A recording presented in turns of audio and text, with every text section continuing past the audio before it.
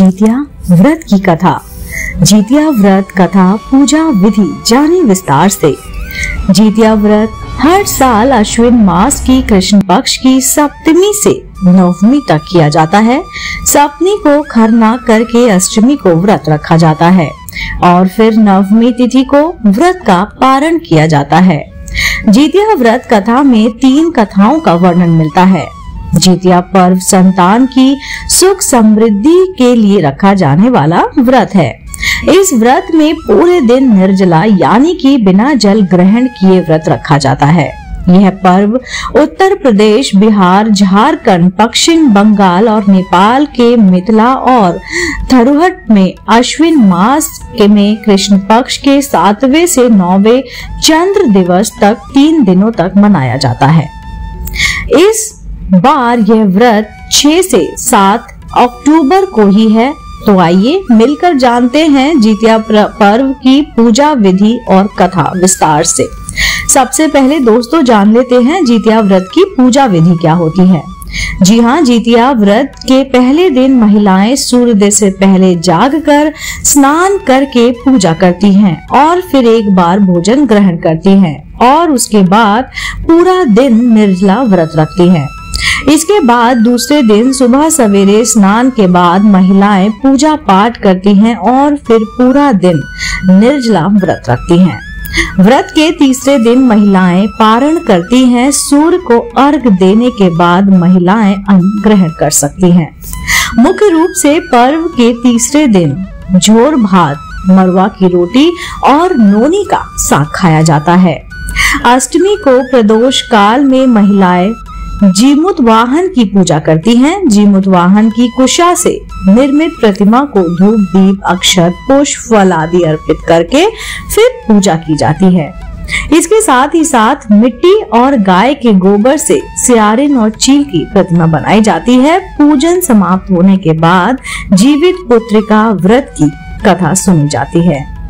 अब बात करते हैं जितिया व्रत चील सियार की कथा क्या है। जी हाँ दोस्तों, जितिया की कथा के अनुसार एक बार एक चील और एक मादा लोमड़ी नर्मदा नदी के पास हिमालय के जंगल में रहते थे। दोनों ने कुछ महिलाओं को पूजा करते और उपवास करते देखा और खुद भी इसे करने की कामना की। उपवास के दौरान लोमड़ी को बहुत भूख लग गई और वे जाकर चुपके से मरे हुए जानवर को खाई।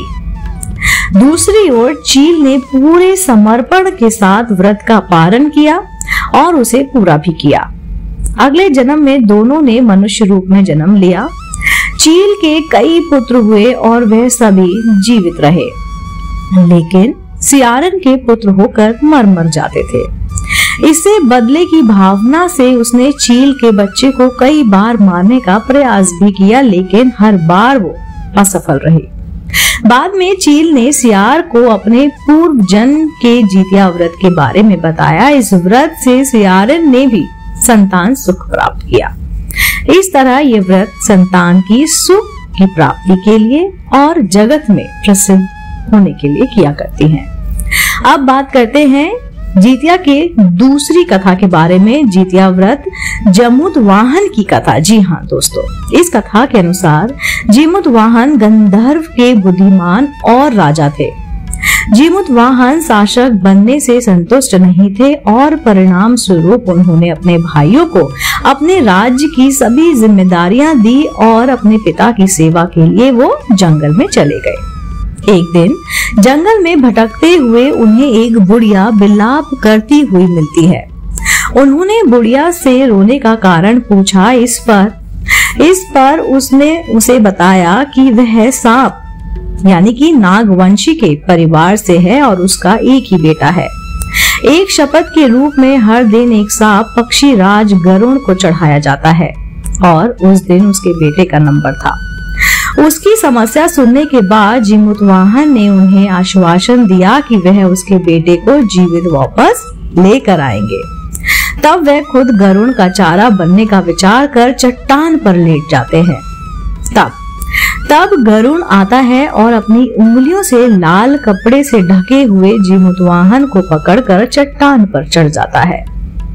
उसे हैरानी होती है कि जिसे उसने पकड़ा है वह कोई प्रतिक्रिया क्यों नहीं दे रहा है। तब वह जीमूतवाहन से उसके बारे में पूछता है। तब गरुड़ जीमूतवाहन की वीरता और परोपकार से प्रसन्न होकर सांपों से कोई भी बलिदान नहीं लेने का वादा करता है। मान्यता है तभी से ही संतान की लंबी उम्र और कल्याण के लिए जितिया व्रत किया जाता है। अब बात करते हैं जितिया व्रत की आखिरी और बहुत ही ज्यादा महत्वपूर्ण और रोचक कथा के बारे में। जितिया व्रत की कथा महाभारत से। जी हाँ दोस्तों, महाभारत युद्ध में पिता की मृत्यु के बाद अश्वत्थामा बहुत क्रोधित था। वह पिता की मृत्यु का बदला लेने के लिए पांडवों के शिविर गया और उसने 5 लोगों की हत्या कर दी। उसे लगा कि उसने पांडवों को मार दिया, लेकिन पांडव जिंदा थे। जब पांडव उसके सामने आए तो उसे पता लगा कि वह द्रौपदी के 5 पुत्रों को मार आया है।